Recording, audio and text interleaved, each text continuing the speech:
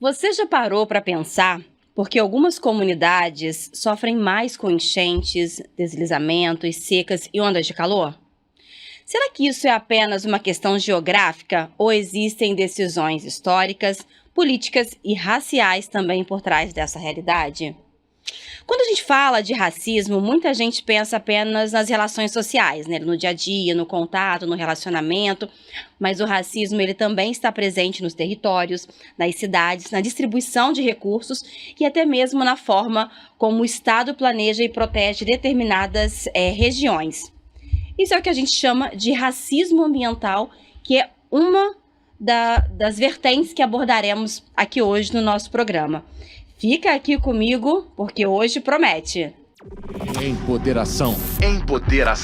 Vozes em ação. Em todas as plataformas digitais. As minhas convidadas já estão aqui, uma presencial, que é a Mabi. Tudo bem, Mabi? Tudo bem, tudo ótimo. Tudo ótimo. Mesmo resfriado, tudo ótimo. Tudo ótimo. A outra Ellen está online conosco. Tudo bem, Ellen?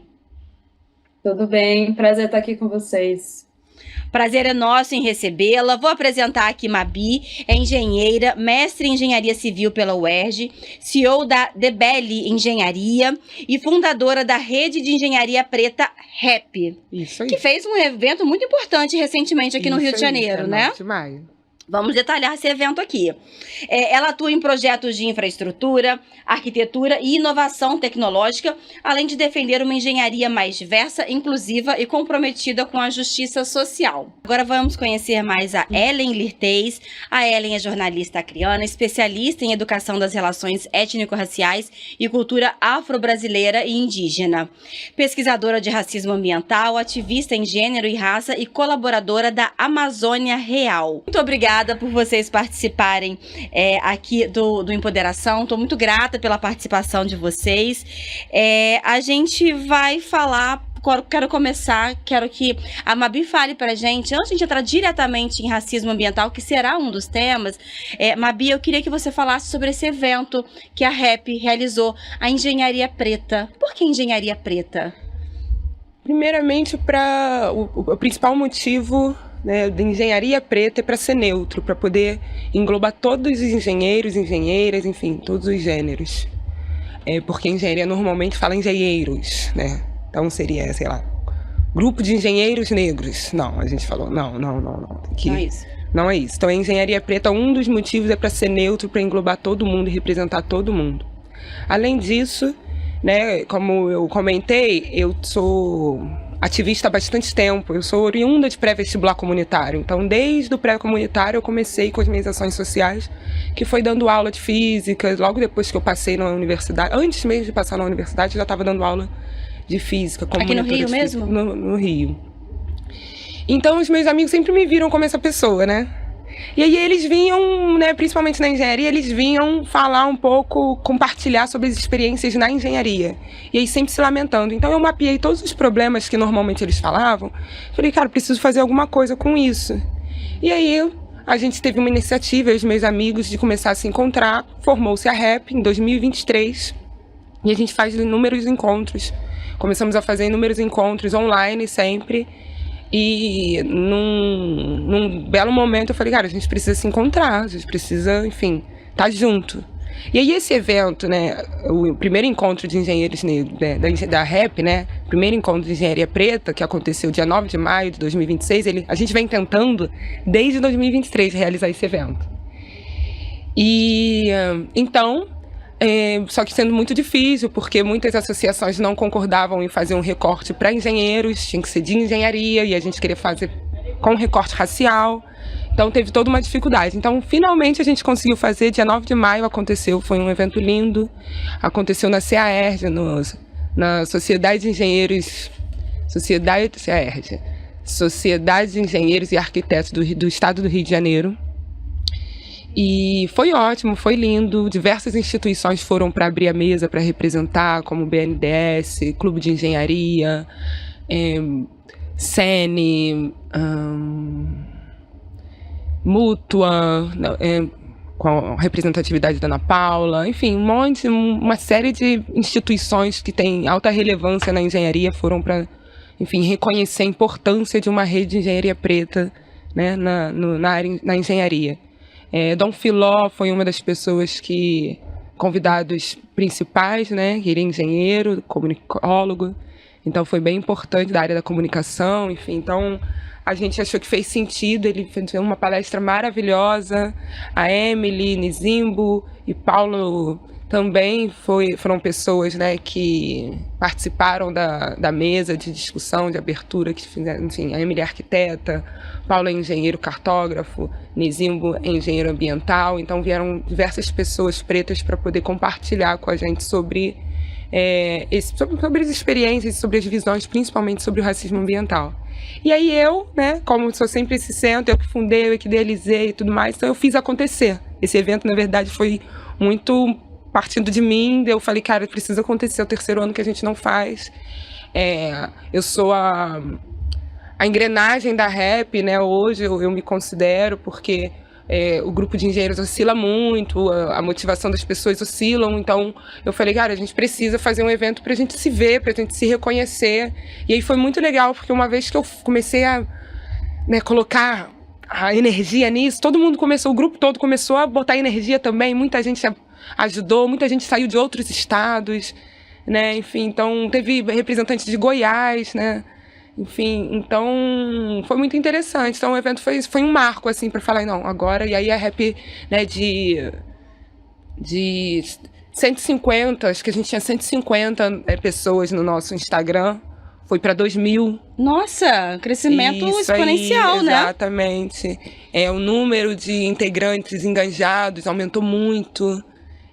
A gente está assim, tá vivendo um momento da rap também muito interessante, que embora a gente esteja há 3 anos, agora de fato a gente se vê um grande grupo de engenheiros, enfim, grande rede de engenheiros bem robusta, sabe? Então esse evento realmente fez sentido eu botar essa energia, porque uma vez que eu botei essa energia, ele aconteceu e, enfim...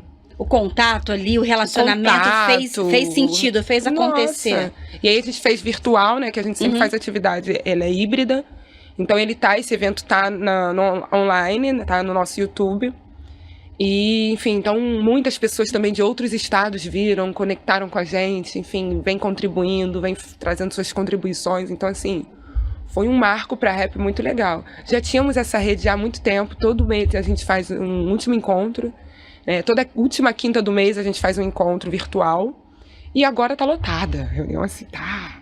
A gente precisa fazer mais e mais evento, o pessoal quer mais evento, tem muitas empresas querendo conectar a gente. E aí a gente quer trazer essa conscientização racial, a gente quer discutir racismo ambiental, porque afinal a gente, né, constrói, né, a gente contribui com a construção da sociedade, construção física mesmo, né, não só...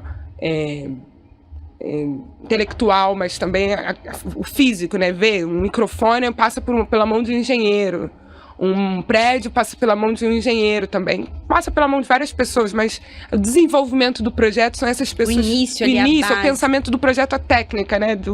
Da construção. Então é muito importante que essas pessoas tenham consciência racial, consciência social. Então é isso que a gente quer tentar trazer, né? Que eu quero trazer mais para a engenharia, essa conscientização essa importância de gerar impacto social. Obrigada, Mabi. Ellen, então, a partir do que a Mabi trouxe aqui pra gente, que foi esse evento, não sei se você teve conhecimento aí onde você está, mas eu queria que você dissesse, do ponto de vista do trabalho que você desenvolve, da comunicação, do seu ativismo, né, como que a engenharia, e principalmente um evento em que se reuniu vários profissionais negros, né, como que iniciativas como essa, como a engenharia, ela pode contribuir aí para reduzir desigualdades sociais, do seu ponto de vista? Olha, uma pergunta interessante. Eu vou partir de uma coisa bem simples para falar sobre isso. Quando eu era adolescente e eu morava na Baixada da Sobral e eu ia para a escola, eu percebi algumas coisas na construção do meu bairro que era diferente dos bairros do centro. Que as casas eram todas coladas, as pessoas não tinham parede assim dividida, as paredes eram divididas entre 2 casas, ou às vezes 3. E aí era uma disputa territorial mesmo, para que você tivesse uma casa, um lugar para sua família. E isso me chamava atenção. E quando a chuva vinha e invadia a casa das pessoas, essas mesmas pessoas que eram só vizinhos, elas entravam com um senso de família também, para salvar os móveis. Porque existia uma coletividade ali de entender sobre a estrutura do bairro e do território onde elas estavam. Então, um dia desses eu fui dar uma palestra na escola, que era uma escola da Baixada, e aí eu falei assim: vocês já perceberam que vocês moram nesse bairro porque alguém quis que vocês morassem aqui? Não é por acaso que o bairro de vocês é como é. Alguém pensou isso. E quem foi que pensou e não consultou vocês para saber se está adequado o modelo do bairro? Bom, aqui em Rio Branco, onde eu moro, tem plano de mitigação e adaptação ao clima. O grande problema desse plano é que ele só tem uma estratégia de contingência, que é tipo assim: quando a gente tem problemas de catástrofes ambientais naquele momento, depois que passa, não faz esse trabalho, pode fazer esse trabalho. E no caso da Mabi, eu acho fantástico, porque ela está trabalhando interseccionalmente, isso transversalmente, focando em muitos horizontes. E a gente, na discussão racial hoje no Brasil, a gente precisa entender que a gente já pulou várias etapas dessas discussões e que hoje é um trabalho mais que coletivo para que a gente repense o Brasil que a gente quer. Então, eu acho que quando a gente observa hoje essa palavra que é muito científica, né, adaptação climática, o povo brasileiro racializado que sofre racismo ambiental faz adaptação climática já da ponta. Então, você vai ver que a casa vai ser desnivelada com a rua, Mabi vai saber explicar isso muito melhor do que eu, que boa parte do asfalto da rua não é pensado de acordo com a estrutura das casas. A gente também tem um problema de reforma agrária na América Latina, como um todo, Brasil principalmente. E aí eu entro num ponto aqui, né, de que as pessoas muitas vezes não entendem que essa questão racial, do racismo ambiental como um todo, também é uma disputa por moradia, porque constitucionalmente, moradia é o mínimo para que você comece a ser um ser humano. E aí a gente entra naquela discussão do Milton Santos, que é um grande geógrafo negro, que fala sobre a cidadania mutilada. E como é que isso é mutilado? Bom, quando não tem uma engenharia de esgoto, e aí tem a engenharia ambiental e sanitária que faz esse trabalho, você não tem o mínimo para alguém viver, ir para a escola, trabalhar. E aí a gente tem, de fato, a criação do marginal, né? Que esse termo é justamente pela margem da sociedade que é criada já no período de invasão do Brasil.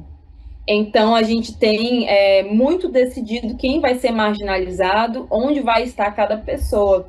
E eu acredito muito que a engenharia é uma porta principal para essa desconstrução do racismo no Brasil.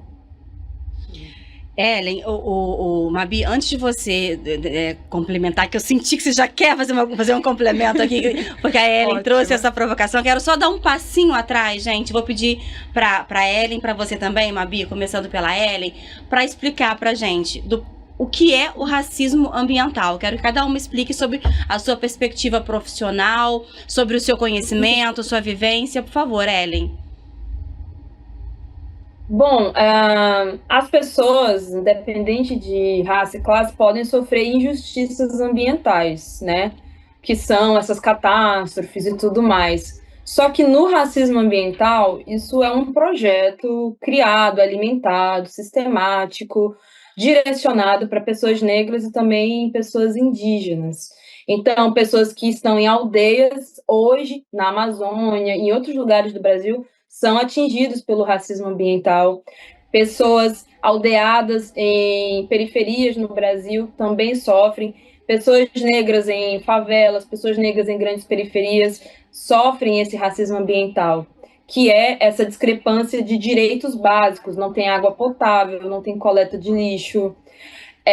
As pessoas, aí a gente entra até em umas coisas que a gente desconsideraria, por exemplo, título definitivo da própria casa, casa própria, essa luta por ocupação dos territórios, isso também entra dentro desse racismo ambiental.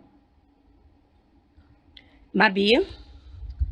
Eu acho que seguindo essa linha aí, né, para engenharia, assim, um exemplo prático para mim é a negligência do desenvolvimento de projeto, sabe? Quando você sabe que uma área, por exemplo, eu vou fazer um projeto em Bangu e vou fazer um projeto em Copacabana. Em Bangu, o ambiente tem uma série de recursos, um tipo de recursos. Em Copacabana é um outro recurso que eu utilizo. Eu não posso usar a base de projeto igual para os mesmos ambientes. Eu não posso usar não é o mesmo recurso, não são as mesmas pessoas. Então, o racismo ambiental, para mim, é quando você pensa o ambiente, né, de uma forma negligente, de acordo com a economia, priorizando a economia, o projeto mais barato, priorizando a classe social. Então, tudo isso é como se fosse, né, pensando o racismo, né?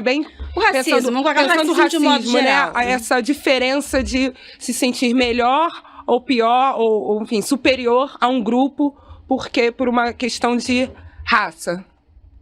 E aí, quando a gente fala do racismo ambiental, é quando você pensa, aquele ambiente ali, ele está prejudicado por questões raciais, ou sociais, ou econômicas, enfim. É quando a gente negligencia o desenvolvimento daquele ambiente ali. Então, quando você negligencia, pode ser desenvolvendo o projeto, pode ser não dando a devida atenção, não dando a devida infraestrutura. Então, deixa de ser só social o racismo. Ele passa a prejudicar o meio ambiente, a infraestrutura, o desenvolvimento daquela região. Então, quando a gente fala de racismo ambiental, a gente está falando né, desse combo, né, de ambiente, infraestrutura, desenvolvimento urbano, então, né, e racismo, né?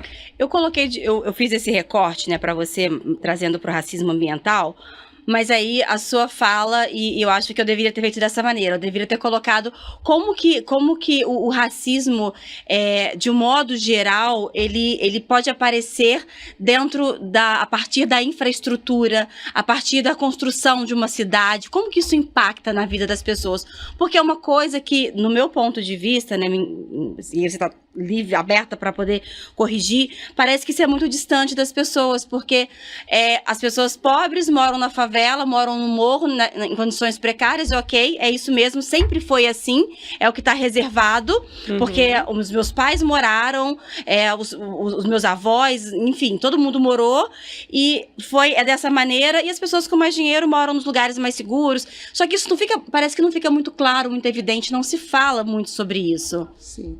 Eu acho que o primeiro passo é isso, é não padronizar o tipo do projeto. Porque, como que isso... Né, vamos lá, você repete sua pergunta, só para eu ser mais objetiva e não... A gente não generalizar, né? Não, tudo bem. Eu quero que você fale sobre a perspectiva da engenharia, de um modo geral, como que pode se identificar, né, como um projeto, ele tem um viés, tem um recorte, às vezes, racial ou não? Sim, eu acho... Então, é isso. Eu acho que é a desvalorização do conhecimento ancestral, tá? Porque quando a gente olha, por exemplo, para a comunidade, a gente acha que não tem engenharia ali. E, pelo contrário, para os recursos que se foi apresentado, nas condições que se foram apresentadas, e você conseguir fazer com que aquele grupo ali funcione, com que aquela sociedade ali funcione e, enfim, gere economia, moradia, pessoas felizes, pessoas, enfim, vivendo, aquilo ali é uma baita de uma engenharia, uma solução ancestral, uma solução tecnicamente mesmo falando, é quando você, então, não tem espaçamento entre as casas, então vamos apoiar uma casa sobre a outra, vamos fazer desse jeito aqui, é uma solução. Não é a melhor solução, não é a melhor condição, mas é uma baita de uma solução. Então, acho que primeiro é a gente valorizar esse conhecimento, porque tem muito conhecimento ali dentro dessas áreas precárias, tem muita solução boa. E aí, uma das coisas é isso, é a gente conseguir enxergar que sim, valorizar o nosso conhecimento. E aí, além disso, como que eu enxergo esse racismo acontecendo? Para mim, primeiramente, é pensar esse projeto, porque a gente fica tentando reproduzir, sei lá, a favela quer fazer predinhos um do lado do outro, com espaçamento, com não sei o que, não dá pra gente fazer isso. A gente precisa recriar, pensar uma nova arquitetura e aceitar. A nossa arquitetura não é padronizada, não é todas as janelas iguais, todas. A gente não é, a gente vai numa festa preta, ou vai numa festa indígena, ou vai em qualquer festa com uma outra cultura não branca, todo mundo é diferente, todo mundo tem uma característica diferente, todo mundo tem a sua valorização, enfim, se expressa diferente. Então, a gente tem que valorizar esse tipo de desenvolvimento de projeto. Para mim, o racismo ambiental, uma das coisas começa por aí, na engenharia, né? Essa liberdade de você recriar um projeto. Num outro ponto é quando a gente pensa o financeiro. Porque normalmente, quando você fala de áreas minorizadas, enfim, periferias, você tem um recurso muito baixo para fazer projeto. Então, ali fica muito difícil de você desenvolver, usar bons recursos, quando eu falo recursos, enfim, o melhor cimento, o melhor aditivo, o melhor projeto, enfim, janelas, portas, enfim, tudo, tá? Recursos, eu digo, todo o material e toda a logística necessária para se desenvolver um bom projeto. Normalmente não tem. Então, para mim, o racismo ambiental também ele se configura a partir dessa concepção do projeto, quando você já tem que pensar o mais barato, o mais simples, sabe? Então, para mim, não sei se me fiz compreendida, mas para mim o racismo dentro da engenharia, ele desperta exatamente ali, sabe? Para mim, ele começa ali. Quando você olha para o financeiro, você está sempre querendo desenvolver projetos muito simples, muito pequenos, muito não sei. E quando você não valoriza outras técnicas ancestrais, que é você olhar, poxa, o que ali funciona? O que não funciona ali? E aí desenvolver. Se ali não tem condições de fazer uma via com uma tubulação com um diâmetro de 1 metro, que passe pelas... Sei lá, vai ter que pensar uma outra coisa, não tem como ficar... E quem tem que pensar são as pessoas que vivem lá, não é a pessoa que está num outro lugar, que não tem nada a ver com aquela situação, vai ir lá e pensar, porque ela não vai trazer a melhor solução. Talvez a gente pode ter diversidade na equipe, trazer aquela pessoa de um outro lugar, junto com a pessoa que mora, vamos pensar junto, um projeto novo? Aí é interessante. Claro, que diversidade traz inovação. Agora, trazer uma pessoa que não entende o ambiente, que não entende aquela cultura ali, trazer e colocar para desenvolver um projeto, para mim, o racismo já parte dali, já começa na engenharia o problema do projeto, né, e começa o racismo ambiental, já começa dali. E aí ele se agrava porque a gente usa os recursos naturais, e aí esses recursos naturais, né, como, enfim, esses recursos naturais, eles têm um limite, eles se reconfiguram. Então, por exemplo, quando a gente invade um mar, depois ela avança de novo, né? O nível da água avança de novo. Isso porque, enfim, aí tem outros problemas que também atingem o racismo ambiental. Nesse caso não foi até um mau exemplo, mas quando tem um calor, né? Como eu falei, uma temperatura muito maior, falta de vegetação em Bangu, né, e em Copacabana, nas regiões do mar, próximas do mar, tem muito mais vegetação. Isso é um racismo ambiental, porque foi uma falta de projeção de que, poxa, se lá se distante do mar tem mais necessidade de ter vegetação para que o ar tenha mais qualidade, para que seja mais arejado, para que as pessoas, proteger do sol, para que o calor, né, o ar, a temperatura do ar seja mais agradável. Então, tem várias coisas que a gente pode mencionar que pode contribuir com dar de exemplo, né, para contribuir com o racismo ambiental. Mas eu acho que é isso. Eu acho que inicialmente essas duas áreas, a economia, quando você pensa em um projeto barato, e quando você não valoriza o conhecimento daquele grupo lá da região. Perfeito, Mabi. Ellen, agora eu trago para você, a gente está falando de racismo ambiental aqui, agora pegando mais mesmo esse tema, né? Por que esse conceito, por que o racismo ambiental, ele precisa fazer parte das discussões de justiça climática, de direitos humanos, de relações sociais? Por que é necessário? Porque nós temos uma população racializada no Brasil comprovadamente. 70% de uma população se autodeclara negra, fora populações indígenas que a gente tem no Brasil. Então, a população que não passa por esse racismo, que é o quê? Que é tudo isso que a Mabi falou aí. Essa falta de direito básico, essa falta de pensar uma cidade, um bairro, uma estrutura para essas pessoas, não vai de encontro com o que a gente tem de básico efetivo para que as pessoas vivam com dignidade e conforto. Então, a gente tem esse racismo muito latente e ele tem uma origem dentro do processo de invasão do Brasil. Por que eu toco nesse ponto? Porque precisa ser contracolonial esse processo. E o trabalho que Mabi faz é maravilhoso porque ele já é isso. E ele pensa em inovação a partir dessa diversidade que ok, você é a pessoa que está vindo de fora, você não conhece essa realidade, talvez você nem seja uma pessoa racializada, mas a partir desse trabalho que nós vamos fazer em conjunto, você vai começar a ver esse racismo estruturalmente, junto com o morador, junto com outro engenheiro que faz esse trabalho que é racializado, porque é isso. Infelizmente, a gente precisa demonstrar, já é visível o racismo ambiental, mas as pessoas não veem no cotidiano. É tanto que eu lembro que uma vez eu fui dar uma palestra sobre esse assunto, e aí um rapaz levantou e falou assim, mas tudo é racismo hoje. Eu falei, sim, tudo é racismo mesmo.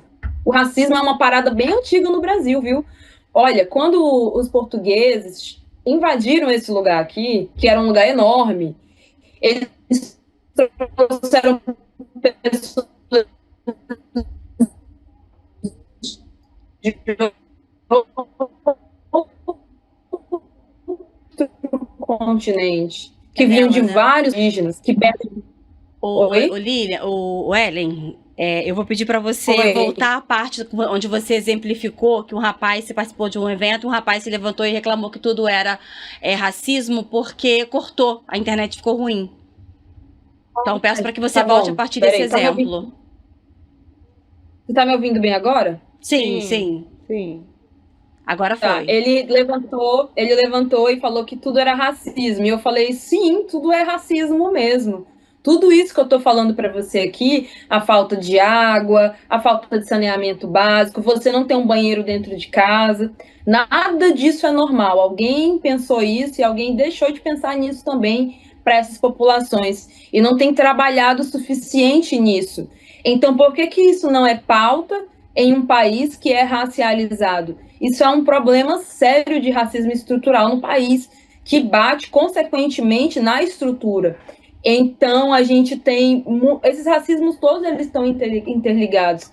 Eu diria que o racismo ambiental é a consequência do sistema. Então, esse sistema que vai funcionando, que vai excluindo, que vai criando muros, ele bate lá no meio ambiente. E o meio ambiente não é só a floresta, não é só você ter árvore. As pessoas são meio ambiente, coleta de lixo, essa relação que a gente tem com os meios fazem parte desse ambiente.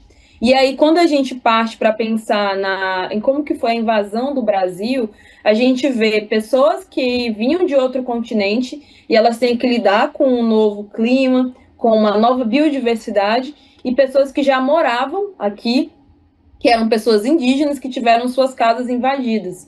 E essa população foi dizimada a troco de capitalismo. Então, a criação do Brasil, ela já é um grande racismo ambiental.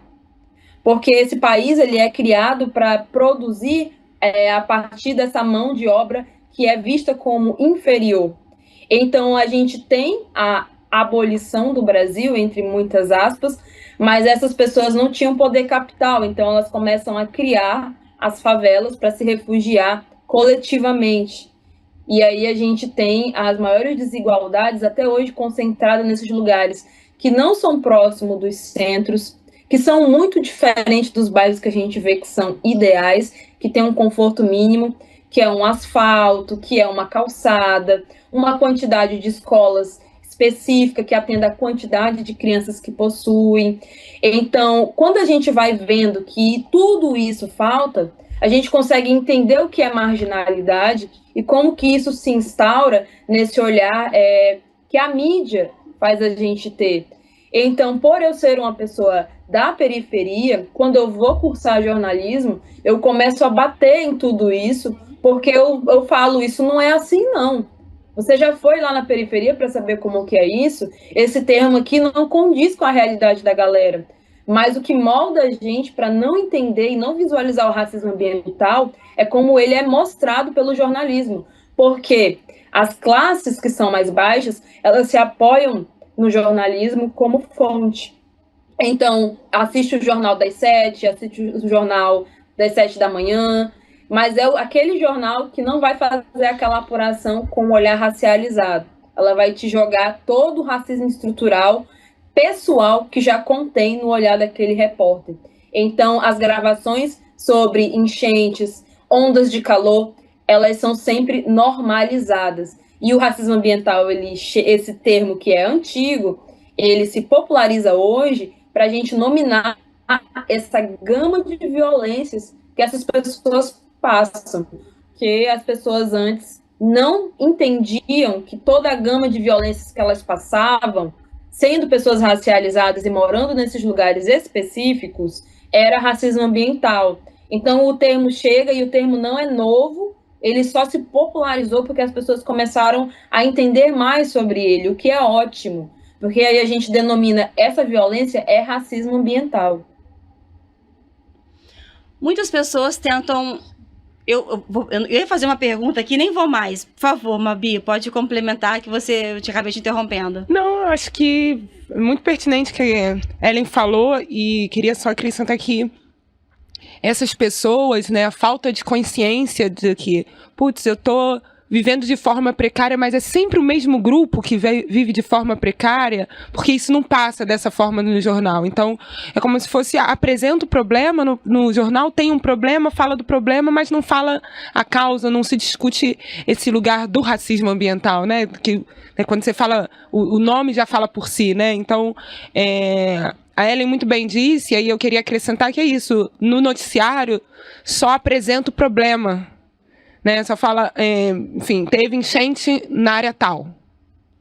E aí deixa no ar a percepção de que sempre aquela área tal é onde tem enchente, outras áreas nunca tem enchente. Por que nunca tem enchente em determinadas regiões e em outras regiões sempre tem enchente? E aí o jornal não fala. Então, quando você fala desse tema, dessa temática, o racismo ambiental, é para reforçar esse lugar. Pô, mas sempre tem enchente ali, então ali tem um problema e ali né, estão olhando de uma forma diferente para aquela região ali. Então, obrigada, Ellen, pela sua contribuição. Adorei. Eu queria falar mais uma coisinha sobre isso, que assim, eu não sei onde Mabi nasceu, onde você nasceu, mas a gente percebe que tem algo errado na vivência do nosso bairro, que é uma coisa simples. A gente vê as faltas. E o trabalho do jornalista é fazer essas perguntas que a Mabi fez agora. Então, não é para ser a mesma cobertura. Se eu faço sempre essa mesma cobertura e não me questiono, eu estou sendo racista com a minha cobertura. Eu estou olhando para ela unilateralmente e isso não é jornalismo. Então, isso precisa mudar. É interessante a sua colocação, Ellen, porque você falou da questão da gente nomear o problema, né? Porque muitas pessoas tentam desqualificar quando a gente fala de racismo ambiental ou racismo algorítmico, enfim, como uma tentativa mesmo de colocar embaixo ali do tapete para não se falar sobre isso, para que as pessoas não possam, e aí falo enquanto comunicadora, para que as pessoas não possam cobrar, né, seus direitos, se impor, enfim. Então é interessante quando você traz essa colocação de nomear o problema, porque quando tenta se desqualificar, quando as pessoas falam, é mimimi, o que é racismo? Não, racismo ambiental realmente é algo que é estudado, é algo que é reconhecido dentro da comunicação, é algo que é reconhecido também dentro das engenharias, é algo que está se tornando, embora seja um termo mais antigo, como você trouxe, mas é algo que hoje está mais na boca das pessoas e é importante, principalmente, aí falando como comunicadora mesmo, para que as pessoas que sofrem, que passam por esse problema, para que elas entendam, ora, o que é isso? O que é o racismo ambiental? Por que estão falando sobre isso? Mas a Mabi trouxe exemplos aí da engenharia, de como as casas são construídas, de como pode, como não pode. Isso acontece comigo. Então, isso é um problema. Então, isso, de fato, não é mimimi, como querem me fazer pensar. Isso é um problema real e que está me afetando, está afetando aos meus que moram nas comunidades, que moram na periferia, que moram também nas áreas mais distantes, né? E aí, eu já falo até um pouco como um desabafo, porque normalmente eu não me posiciono dessa maneira, mas esse tema, ele me perpassa muito, porque é a comunicação, é como a informação chega para a pessoa, que é o que a gente está colocando aqui, que aí é onde a Ellen entra, né, trazendo esse olhar crítico, abrindo o olho das pessoas sobre o que é o problema, como ele acontece, e a gente tem Mabi com a RAP, com a rede, buscando soluções, Mabi, podemos colocar dessa forma? Não buscando soluções, porque eu acho que a comunidade negra ainda não está em condições de... Quer dizer, buscando soluções sim, mas a gente ainda precisa se conscientizar um pouco mais, sabe? Porque na maioria desse grupo que eu estou falando, né, da RAP, que eu dialogo, eles assistem o jornal. Então, eles não... tem essa crítica que a gente cutuca dentro da RAP, tira esse profissional da zona de conforto de que ele não só faz um projeto, ele não só repete a norma técnica e vai lá e tem que fazer, ele tem que pensar, ele tem que refletir sobre o que ele está fazendo. Então, ele precisa ter consciência do que é o racismo ambiental, porque normalmente na engenharia a gente tem cálculo, a gente tem física, a gente tem uma série de informações, mas que elas não fazem o engenheiro ou o profissional, não vou nem falar o engenheiro, mas os profissionais de área técnica refletir sobre que tipo de desenvolvimento de projeto eles estão fazendo, que tipo de resultado eles vão entregar, que eficiência o projeto vai ter. Então eu acho que a RAP, ela vem para tirar esse profissional da zona, esse primeiro momento, né, que a gente está numa discussão de tirar esse profissional dessa zona de conforto de só reproduzir, de só ouvir o noticiário. Ele precisa também interpretar, ele precisa buscar outros jornalistas, de repente, sabe, para poder entender o que de fato está acontecendo. Então, a minha intenção e a intenção do grupo da RAP é primeiro tirar, a gente ter esse desconforto e pensar um pouco mais, será que é o projeto que eu estou fazendo? A minha contribuição nessa equipe aqui é essa daqui? Ou eu posso falar, não, mas espera aí, aqui tem enchente sempre, o que vocês acham da gente olhar mais para esse lugar aqui e tentar dividir esses recursos, distribuir melhor esses recursos? Então, a gente precisa ter essa consciência. Então, eu acho que vocês, como jornalistas, têm um papel de passar informação, né? Fazer a pergunta, talvez, correta, e eu acho que a gente, como profissional técnico, cabe também sair dessa zona de conforto de só ficar nas exatas. A exata também número também é um valor interpretativo, também é manipulado, também é manipulado, então a gente precisa entender isso. Então não é só física e a lei física é uma coisa, um padrão só. A gente precisa pensar novos projetos, entender o que é racismo estrutural, entender o que é racismo ambiental, entender o que é racismo algoritmo e é isso, e trazer novas soluções. Então eu acho que hoje a RAP ela vem com esse objetivo, mas de plantar essa sementinha de que não tá se usando os recursos da forma correta, sabe? O aquecimento global tá aí, tá afetando um grupo, primeiramente está afetando um grupo que está nessa linha de frente aí. O que a gente vai fazer por isso? Como é que a gente está pensando, principalmente esse profissional de área técnica que pensa o desenvolvimento do projeto. Se você tem esse poder de decisão, se você está ali na equipe de desenvolvimento, qual vai ser a sua contribuição? Então, eu acho que isso é importante, sabe? E é por isso que eu, enfim, fundei a Rap e é isso que eu luto, para que as pessoas tenham essa consciência, se despertar, pelo menos essa sementinha. A ideia é botar essa sementinha. E aí, espero que vire uma árvore, né? Que dê muito fruto. Precisamos de árvores, né? Literalmente, inclusive. É isso aí. Essa sua fala, Mabi, ela me trouxe um outro ponto, que é, né, a questão do aprendizado acadêmico.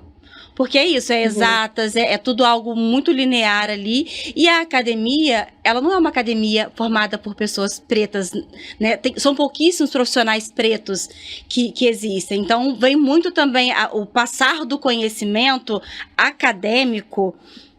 Tá muito nesse lugar. E aí eu me lembrei que vocês, no material que vocês mandaram pra gente falando sobre o evento do Rap, vocês enalteceram grandes profissionais que construíram o Brasil, que são referências negras, né? E que não são muito conhecidas. E aí eu queria que você falasse também um pouco sobre isso, sobre esse conhecimento ancestral preto e sobre essas referências, esses nomes pretos que foram grandes engenheiros, grandes arquitetos lá atrás e que construíram um pouco do que a gente vive hoje.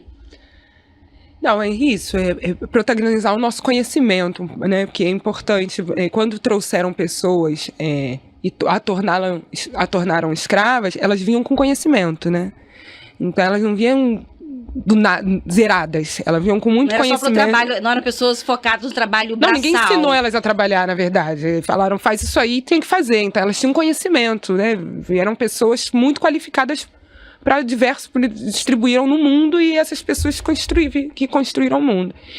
Né, não só negros, mas enfim, uma série de população, mas majoritariamente pretas. Então, sim, foi dia 9 de maio, né? É o dia de falecimento de André Rebouças, que é uma pessoa negra, engenheiro, ativista, enfim, abolicionista, né? Não sei se eu posso falar ativista, mas ele era abolicionista. E durante muito tempo, André Rebouças, ele não foi reconhecido negro. Né, as pessoas não falavam assim, André Rebouças é um engenheiro negro. Então, a gente não tinha essa referência negra. Depois de muito tempo, que hoje em dia, o movimento negro, ele trouxe e protagonizou a contribuição de André Rebouças, uma pessoa negra na engenharia. Até então, a gente não tinha uma referência.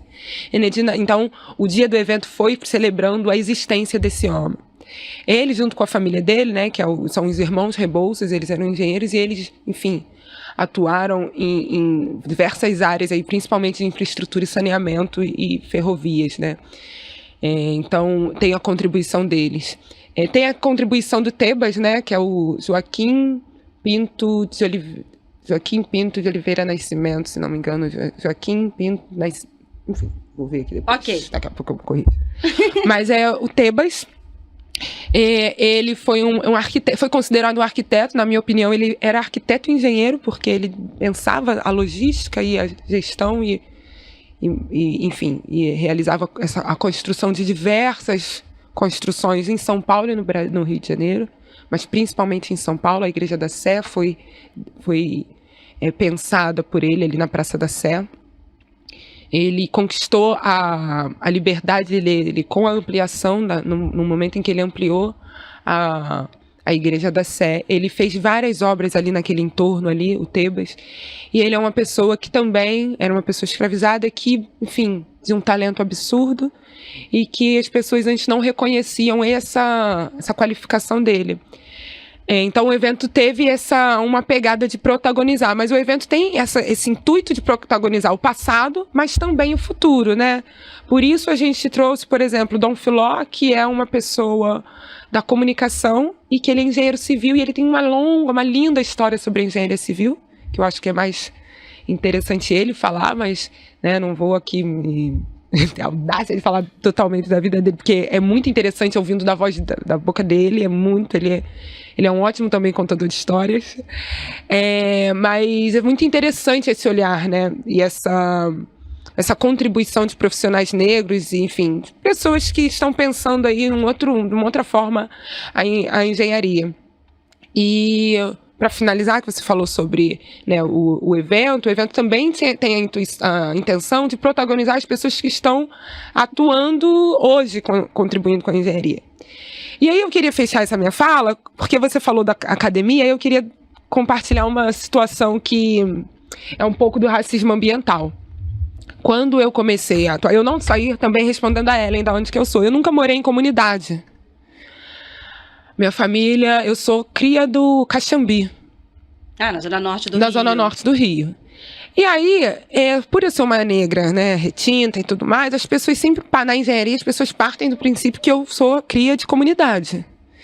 E eu sempre me reconheci dentro da comunidade, porque é ali que está o meu povo. Então, quando eu comecei a, enfim, querer contribuir de alguma forma, gerar impacto social para a engenharia, eu falei, gente, vou para a comunidade, que lá tá um maior grupo e tudo mais, quero contribuir, vi os problemas, as patologias estruturais e tudo mais, então eu achava que tinha que ser lá.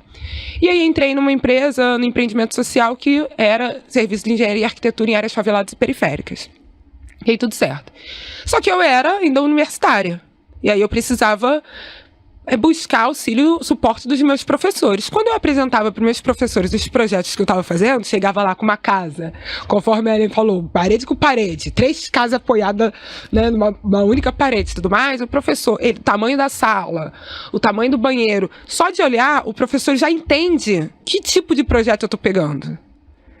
Só com o tamanho do seu banheiro, a pessoa já consegue saber qual é o perfil do seu projeto. Se o seu projeto é para uma pessoa rica, se o seu projeto é para um shopping, se o seu projeto, né? Só de você ver um projeto, a pessoa já entende. E aí não se tinha soluções técnicas para aquele tipo de ambiente. Então, para mim, era ainda mais difícil desenvolver algumas soluções para coisas que não estavam na norma. Que aí o professor, muitas das vezes, a academia, muitas das vezes, fala assim, isso aí não tem solução. Derruba e faz de novo. Sendo que não tem essa opção de derrubar. Para pensar soluções, exatamente, inclusive, né? Entendeu? E aí, isso me gerava um desconforto absurdo, que você comentou sobre a academia, e me veio essa situação, que foram várias vezes essa situação de eu ir recorrer aos professores, né, para tentar desenvolver um projeto, estava com dúvida, porque é isso, não tinha na norma, não sabia muito bem o que fazer, mas os professores muitas das vezes se recusavam a me orientar, ou não tinha muito interesse, ou não sabiam, porque não via aquele projeto como um projeto pobre. A pessoa não vai ter dinheiro para te pagar, a pessoa não vai ter condições de... Enfim, é uma série de justificativas para poder não pensar no projeto. E aí, para mim, isso também se configura como um racismo ambiental, porque a partir do momento que você olha para aquilo ali, você não quer nem pensar numa solução para aquilo ali, também é uma forma de startar esse processo do racismo ambiental, porque aí você nem pensa na solução, você vê o problema e fala... E aí, uma vez foi engraçado, que a solução do professor então tira a pessoa de lá, faz o reforço, depois coloca a pessoa. Eu falei, gente, mas vocês não estão entendendo que a pessoa não tem lugar para... Eu preciso fazer um projeto que a pessoa continue ali, que faça o projeto, que garanta segurança, preciso tudo junto, tudo ao mesmo tempo. E aí a gente vai ver uma solução. A comunidade ajuda, né? Tem uma contribuição comunitária ali. Então, eu tinha recursos que outros projetos de engenharia não têm, como, né, o vizinho pode ajudar, outras pessoas podem vir para fazer. Um dia pode ter 2, 3 pessoas, mas outro dia pode ter 4, 5, 10 pessoas atuando na obra, porque a comunidade se ajuda. Então, para mim foi muito interessante essa experiência, porque eu vi que a academia, ela não está tão preparada, ela não está preparada para pensar esses tipos de soluções.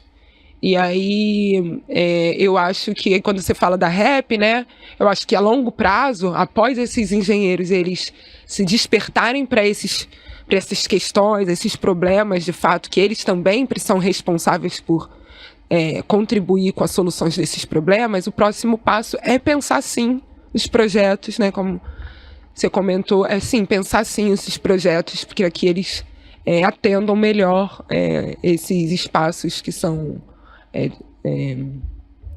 que tem pouca atenção, né, que são negligenciados. Ellen, como a presença aí de mulheres negras, né, na ciência, na comunicação, na engenharia, contribui para transformar essas realidades? Eu acho que a gente acabou de ver. A gente acabou de ouvir. É a primeira vez que eu escuto uma pessoa engenheira falando de forma tão lúdica sobre engenharia. Isso é, além de ancestralidade, uma inteligência e tecnologia e inovação que é negligenciada pelos nossos corpos, especialmente por ser mulheres. Então, a gente olha para a Mabi e escuta ela, a gente consegue entender engenharia. E assim, a gente vê a engenharia para além do cálculo, isso é muito potente. Eu acho que não tem explicação que eu dê melhor do que ter ouvido ela agora. Como, Obrigada. sabe, como uma cientista nata, que a gente consegue entender que tem uma ação direta ali e indireta também, que foi para os livros, mas foi também localmente aplicar isso e ver, olha, será que funciona? E eu acho que um dos pontos mais importantes que você falou sobre não destruir a memória das pessoas, porque a pessoa mora 50 anos no lugar, eu vou chegar lá e vou derrubar, só porque é um barraco, na visão dessa pessoa que não mora aqui, mas para ela é onde ela criou os filhos, é onde ela vai todo dia. Eu não posso tirar a memória de alguém, eu tenho que adaptar, então essa palavra, adaptar, mitigar, existe recurso para isso, esse recurso mantém a narrativa, a história, a memória dessa pessoa aqui, porque aí quando você tira isso, você destrói a identidade. Isso faz parte desse racismo também. Eu destruí o outro como indivíduo. Então eu tiro a possibilidade dele existir, que é o maior direito que a gente tem, a existência. E ela só se apoia nessas bases que eu falei agora. Então, fico muito feliz de estar aqui com vocês, de ter ouvido a Mabi. Deixa o coração quentinho ouvir isso, sabe? Ver essa iniciativa. Estou sentindo que teremos aí uma confluência de energias e interesses para um projeto, uma conversa. Também. Tô sentindo. Tô sentindo. Com certeza. Que bom, muito bom. E você, Mabi, eu trago para você a mesma pergunta, né? A importância de mulheres negras na ciência, na comunicação, na engenharia, né? Você liderando esse projeto e outras iniciativas e chamando as pessoas para seguirem juntas. Por que é importante isso para a gente vencer aí ou minimizar, né? Mitigar as desigualdades, principalmente sociais? Acho que porque representatividade importa, né, para que outras mulheres negras também venham. Acho que atrair cada vez mais esse público, né, porque a gente é minoria, então acho que é importante a gente estar. Às vezes eu falar, por exemplo, é porque eu acredito na representatividade, que eu quero atrair mais pessoas para poder não ficar sozinha num espaço de engenharia falando com um público majoritariamente masculino. Acho que na questão de gênero, acho que é isso, representatividade importa. Outro ponto também é esse olhar, né, feminino, é o olhar que é importante a gente fazer essa contribuição. Acho que a energia feminina, né, então acho que a presença do feminino dentro do desenvolvimento de projeto, pensando a sociedade, é importante. Por que é importante? Porque é um olhar diferente, é o que a gente tinha falado, é uma diversidade, é importante ter diversidade.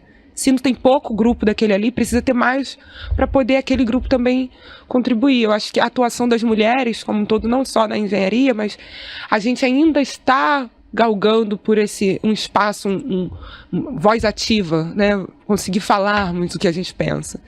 E assim como, por exemplo, a comunidade indígena, eles estão galgando por um espaço, principalmente nas áreas técnicas. Eles têm muito ao que contribuir nas áreas técnicas. Então, eu acho que eles vão contribuir muito, principalmente no desenvolvimento de projeto, por exemplo.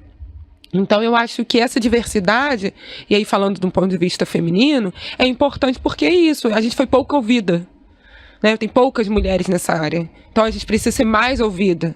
E aí, não que a gente sabe tudo, mas é porque como a gente pouco se ouve a gente, então agora vamos tentar ouvir um pouco mais, porque a gente tem coisas a contribuir. Então, acho que é por isso. Acho que isso é uma coisa muito relevante para pensar todo mundo, para desenvolver um projeto, para, enfim, pensar soluções técnicas, né? Então. Bom, estamos chegando ao final do nosso papo. Eu quero agradecer muito a vocês aí pela presença. Ellen, eu quero agradecer você especialmente, né, pelo trabalho que você desenvolve aí, que está chegando para a gente aqui, repercutindo aqui. E eu queria pedir, caso você queira, deixar uma mensagem para as mulheres pretas, as mulheres indígenas, as jornalistas, futuras jornalistas, engenheiras, comunicólogas, enfim, que podem aí contribuir também para essa causa. Olha, me fizeram uma pergunta esses dias agora de como que eu tenho me apoiado para chegar onde eu tô hoje, que é um início ainda, nem é onde eu quero exatamente chegar, mas foi difícil porque eu passei por esse racismo ambiental para ir para a escola, por exemplo, 15 dias longe da escola por causa de uma chuva, por causa de falta de um asfalto, ter que colocar a sacola no pé, dessa realidade que a gente fala que afasta as pessoas. Eu acho que eu começo a ter mais coragem ou iniciativa, coragem talvez eu já tivesse, de pensar em estar em um lugar quando eu entendo que eu já sou o que eu preciso ser e não vou me tornar alguém porque vou atender expectativas. E eu acho que o que tem trazido isso para a gente no movimento negro, no movimento indígena hoje, de solução, é pensar a partir de nós, porque nós já somos soluções, nós já fazemos isso, nós já pensamos isso. Então eu deixo uma mensagem de autovalorização, sabe, do que a gente já carrega de narrativa e trajetória, para que a gente consiga pensar num país melhor e que olhe para a gente de fato. Tá joia, muito obrigada, Ellen. Mabi, sua vez. Eu gostaria de deixar a mensagem de curte o que faz. Eu acho que quando a gente escolhe essas caminhadas, é difícil, né? Ellen deve saber também que lutar por um propósito, trabalhar por um propósito é difícil, mas é uma escolha também, e é uma boa escolha, e isso alimenta a gente muito bem. Então, eu acho que nós, mulheres, principalmente, a gente faz escolhas e depois a gente passa por um processo de, né, cumprir o que estava previsto, né? É muito duro, né? Por exemplo, fazer a faculdade é muito duro, então a gente vai com um peso muito grande. Eu acho que a gente tem que repensar isso. Isso é uma escolha, muitas das vezes é uma escolha a gente trabalhar com propósito. Então, tenta tirar coisas boas desses momentos. Tenta ser feliz, tenta ter um autocuidado e não desistir, sabe? Não desistir dessa sementinha que às vezes está no nosso ouvido falando, eu vou trabalhar com um pouco mais de propósito. E às vezes a gente desiste de trabalhar com propósito porque precisa pagar as contas. Eu sei que isso é difícil. Mas eu convido a mais mulheres negras, né, buscar essa consciência, buscar o trabalho com propósito, se inspirar em novas mulheres, se aproximar dessas mulheres, se manter em rede, se conectar, se apoiar.